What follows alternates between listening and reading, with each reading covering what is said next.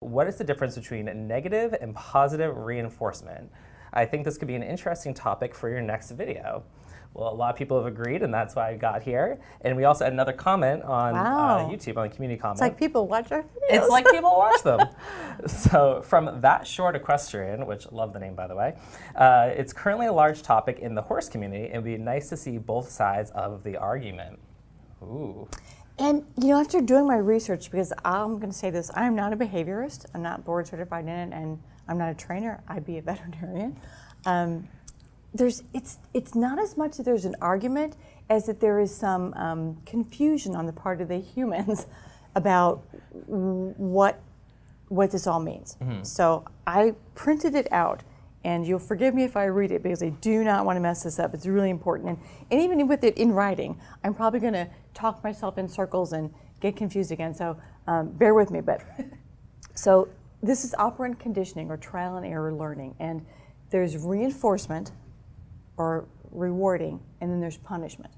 And all that means is reinforcement is doing anything that increases the likelihood of the desirable behavior recurring. Okay. Okay. So punishment then is doing anything that decreases the likelihood of the particular behavior recurring. Okay. So that's not what we think of as punishment. We think of punishment as hitting or yelling or whatever. That's kind of not what behaviorists use. That's not how they define punishment. So that's the first problem we have to sort of overcome.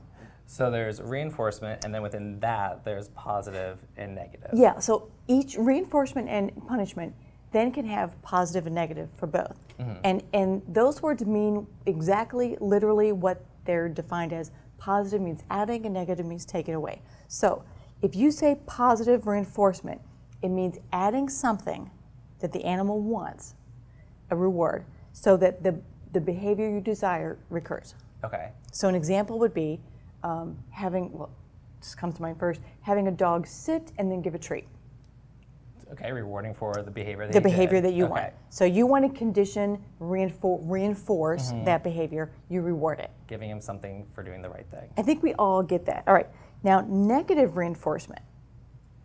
This is one people don't get. This is removing something bad and thereby increasing the likelihood that a behavior will occur. Okay. So my example is, no one fall off your stool, the whole way we ride horses is removal of a stimulus, and then the behavior happens. So we add, say, leg pressure or rein pressure, and then when the horse responds, we take it away. Oh, okay. That's negative reinforcement. You're like, negative reinforcement is terrible. No, it's a legitimate training tool. See, I do something when I ride where the horse I ride is very lazy. He's a Appaloosa stock horse. But there's one part of the arena that he is very afraid of, which I think we've all had that horse where that side of the arena always has some monster on it. Boogity. Exactly. So scientific word. So we'll trot and canter on one side of the arena, and then we get to that scary part is when I'll ask him to walk because he's lazy, so he likes to have. I love it. Yeah. Yes, exactly. Okay. That is a tried and true training technique. I thought that was positive reinforcement because I was letting him, but that's actually kind of negative because I'm taking away. I have to read the definition. You're taking away, so that what you're taking away aversive is the work. Yes. You're taking away the work at a play. You're trying to reinforce the behavior that you want to recur by taking away something that he doesn't like. Yes. That's exactly it. Dan gets it. Okay, so let's move on to punishment. So as a reminder, this is anything that decreases the likelihood that a behavior will recur. Okay. Positive punishment is, as we said, positive is adding and negative is taken away. Right? Positive punishment, adding something aversive or bad to decrease the likelihood that a behavior will recur. And the example that I wrote down was when a horse bites you, smack in the nose. Okay, you're adding something aversive in the hopes that that bad behavior biting will not recur. I think we all know that one. Positive punishment is the one that people, as a community, we don't think works the best. Everybody agrees. Negative punishment, removing something the animal wants to decrease the likelihood of behavior will recur. Now think about this. Here's an example. You know those horses that maul you for treats, they snuff your pockets and stuff? If you reinforce that behavior by giving them a treat, they're just going to do it more. However, if you either ignore them Or you can reframe. Now here's where it gets confusing. Reframe it from negative punishment to positive reinforcement by saying, go stand over there and even look away from me. That behavior is going to get you a treat. Okay.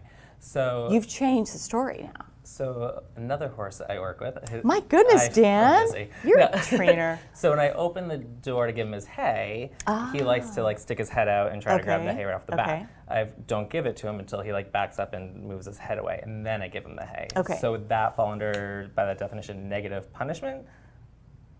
Well, you've taken what could have been negative punishment, Okay. and you've reframed it to positive reinforcement. I always try to go positive. Yeah, the behaviorists say the positive reinforcement, even when it's the animal is offering a behavior that is undesirable, and you reframe it to say, how about we substitute that moving away from the mounting block, whatever the behavior is, for something good, standing still to mounting block, and then rewarding it. You find a behavior that you want and you reward it.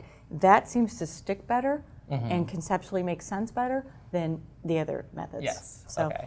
you'll clearly need to read on your own about this, but we've begun the dialogue. So It is for sure an interesting topic, It and is, it it can be is. very in depth and Yeah. can go any direction with right. it. But So it's all about consequences and timing. So we humans are not very good at it. Animals are very good at it. And there's a saying that every time you work your horse, you've heard this, you're either training or untraining. a little Right? George Have you Morris heard- quote there. It's George Morris's trainer, Gordon Wright. Oh, I did not know that. Yeah, a little something for everybody. Okay, all right. Well, hopefully that helps you guys out in your training. Keep us posted with how that works out for you all. Yeah, love to hear more comments too. Yes, absolutely.